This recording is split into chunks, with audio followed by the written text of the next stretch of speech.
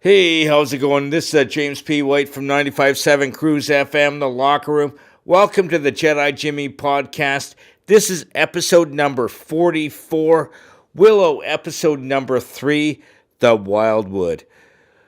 This episode actually starts with the Crone soldiers, so those are those really weird creature-looking dudes that are chasing our friends, the group, the team.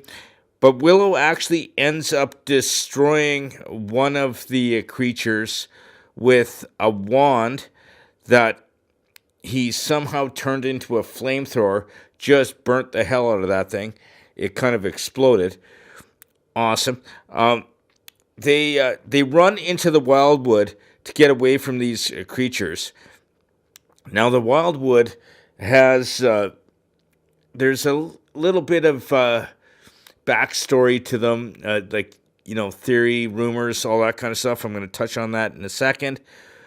But when Jade was a child, she was told that the Bone Reavers actually killed her family, and the Reavers fled to the Wildwood. So she was kind of a little apprehensive going there because her enemies were there, the people that killed her family.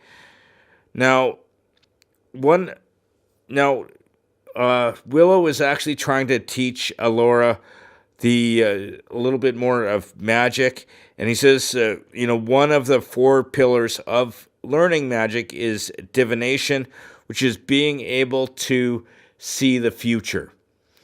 And she asked him, "Can you do that?"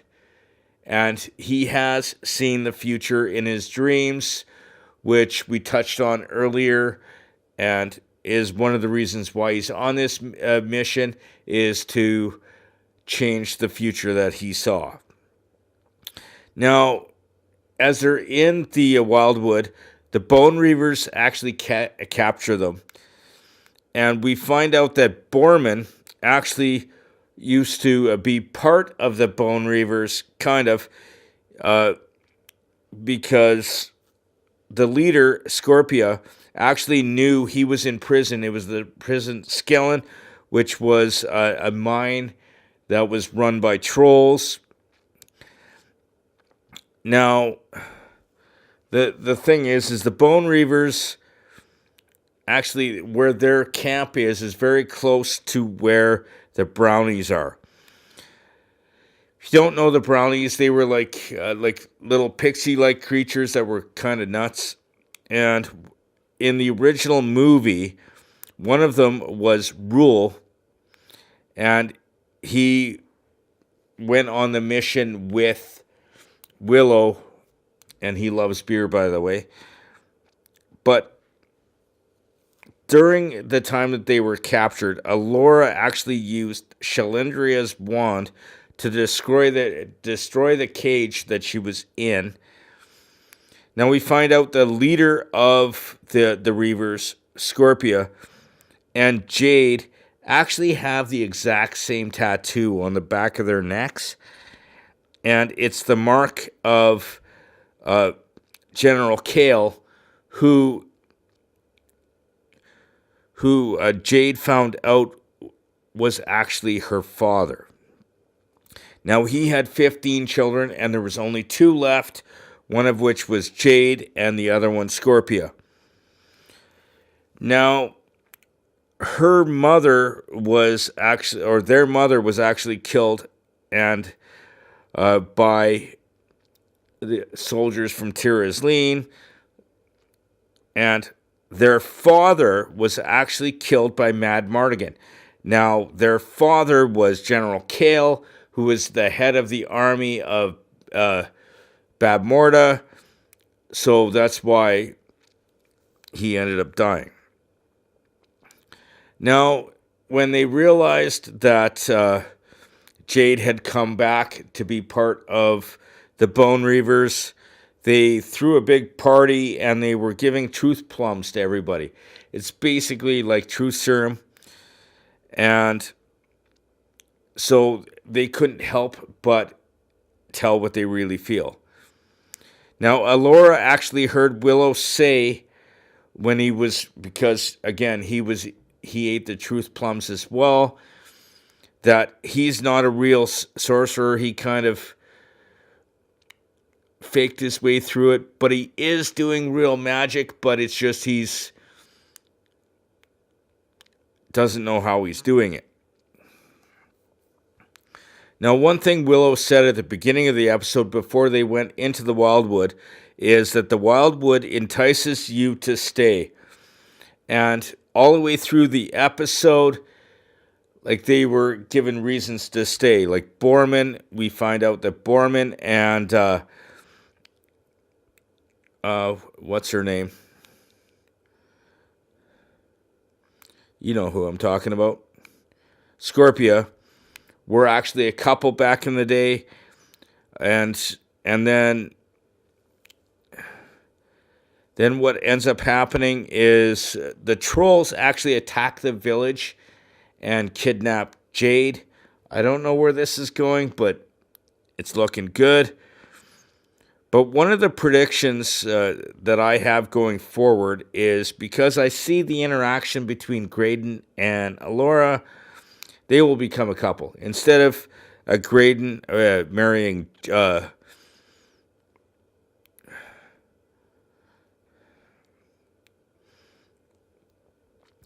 know who I'm thinking of? Not Jade, the other one. Doesn't matter.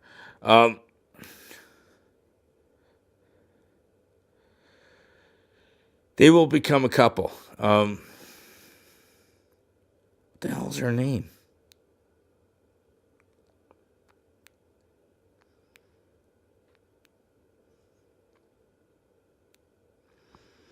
It doesn't matter.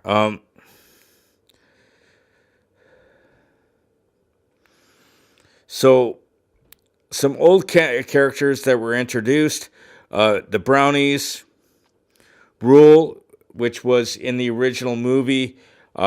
He was one of the Brownies. Actually, where the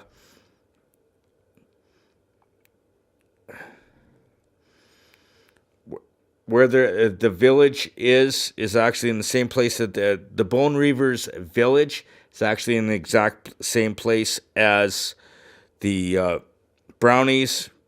But new characters that were introduced was the Bone Reavers and Scorpia. Now, the end of the episode, it actually did a cover of Crimson and Clover by the Pom Pom Squad.